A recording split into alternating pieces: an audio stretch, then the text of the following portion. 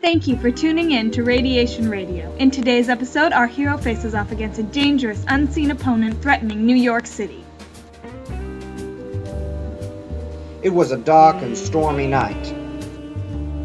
I was just finishing up some work in the office when I heard a knock at the door.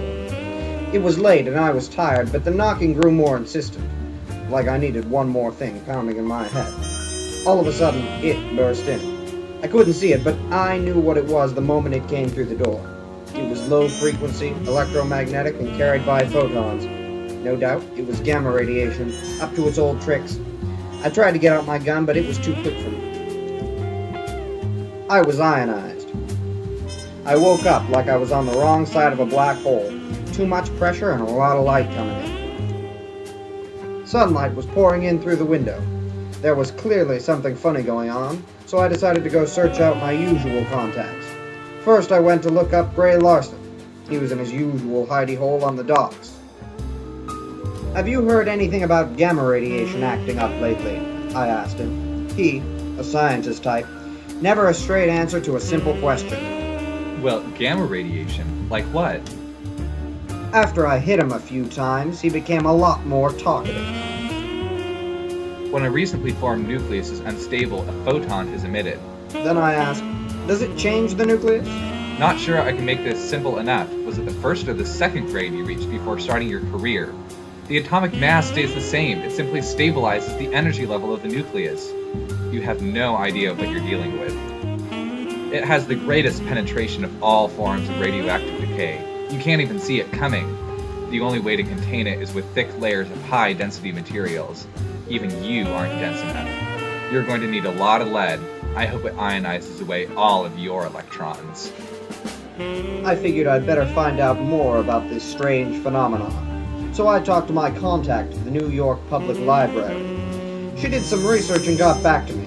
We met for coffee and she gave me a rundown on the highlights. Morgan, you're heading down some dangerous alleys. Gamma radiation was first spotted by Henry Becquerel in 1896.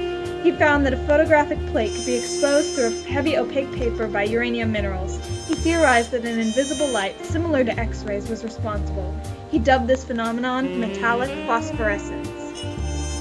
Becquerel had accidentally stumbled upon gamma radiation that was emitted by radium-226. This isotope occurs naturally as part of uranium decay. I knew this was way bigger than I had first suspected. When I got back to the office, there was a message on my answering machine. It was from my contact at the police station. Someone had just been lit up and let down by a strange new form of nuclear decay. I figured this might have something to do with my new friend, so I went down to the station to take a look. When I got to the station, the victim was in a sorry state. Hopefully this wasn't one of his better days. He described the horrible incident. I've been in some tough parts of the spectrum, but I ain't never walked into a frequency with such a mean streak. First, my hair started falling out. Then I lost the feeling in my body and I knew that my nerve cells had been decimated. Pretty soon after, my thyroid gave out. Later, my lymphocytes count was reduced, leaving me vulnerable to disease. Afterwards, I had horrible nausea and diarrhea, and I may have even gone sterile. It was like nothing I had experienced before. Could you find it again? I ain't going back there. But please, you have to stop it. It went through me like a muon through a cloud chamber. You don't know where it is, but you have a good idea where it was. This was some heavy dude, far worse than other forms of nuclear decay, and I've met some tough particles. It hit people from the outside and went straight through. I wasn't sure how many of them there were, but they had to be stopped, and I knew I was just dense enough to do it. My trusty Geiger counter and I hit the streets. I had just turned down an alley when I heard a noise behind me. There was a group of protesters standing in the street, and they were beginning to approach me. I talked to the dame who seemed to be organizing it all. "What are you doing out here? Don't you know there's gamma radiation in this neighborhood? You've got victim written all over you. It's not safe to be out here." I have to stop you, sir. You don't understand that gamma radiation is a productive member of society. It means well. Gamma radiation is one of the most helpful types of radiation because it has high penetration and does not make the materials it interacts with radioactive. The three most useful radionuclides for producing gamma radiation are cobalt-60, cesium-137, and technetium-99m.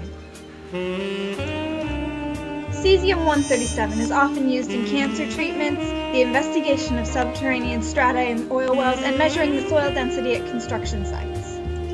Cobalt-60 is used to sterilize medical equipment in hospitals, pasteurize foods and spices, treat cancer, and to evaluate the thickness of metal in steel mills. Technetium-99m is the most widely used radioactive isotope in diagnostic medical imaging procedures. I was about to object when the Geiger counter went off in my hand. Get down, everybody! It looks like this gamma ain't gonna be anybody's friend today. Tune in next time to Radiation Radio to find out what happens to our fearless hero.